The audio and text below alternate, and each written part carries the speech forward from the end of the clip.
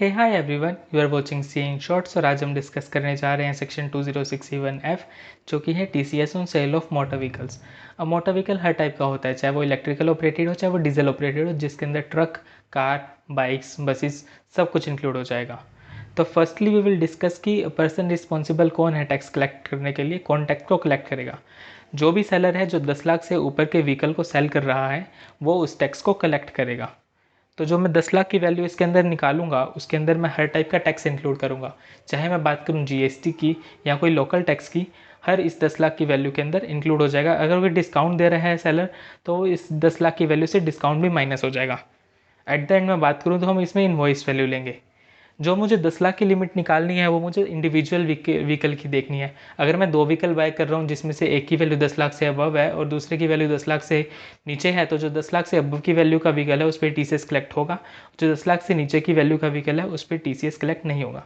Secondly we will discuss कि collecting कौन होगा, कौन टैक्स को पे करेगा। तो जो भी बायर है जो सेलर से 10 लाख से ऊपर के व्हीकल को परचेज कर रहा है वो इस टैक्स को पे करेगा। बट ये जो लोग हैं ये इसके अंदर इंक्लूड नहीं होंगे।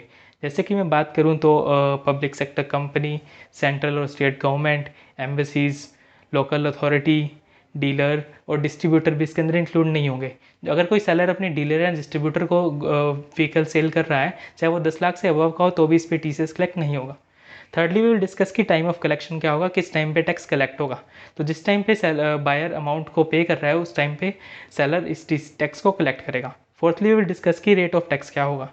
तो जो सेल कंसिडरेशन है मतलब टैक्स इंक्लूड करने के बाद और डिस्काउंट माइनस करने के बाद जो मेरी इनवॉइस वैल्यू आएगी उस पर 1% की रेट से टीसीएस कलेक्ट होगा और कोविड के टाइम पे वो रेट हो जाएगा 0.75%। I hope this is clear to you. ये याद रखना कि यहाँ पे जो मुझे अगर मैंने पैन फर्निश नहीं किया है तो 1% की जगह मेरी रेट हो जाएगी 5%। अब इसको एक एग्जांपल से समझ लेते हैं। जैसे मैं कार शोरूम पे गया, मैंने एक BMW परचेज़ की 45 लैक्स की और एक ऑल्टो परचेज़ की 5 लाख की। तो मैंने जो BMW परचेज़ की है 45 लैक्स की वो 10 लाख से अबव है तो उस पर टीसीएस कलेक्ट हो जाएगा, और जो ऑल्टो है वो 10 लाख से नीचे है तो उस पर टीसीएस कलेक्ट नहीं होगा। आई होप दिस इज़ क्लियर।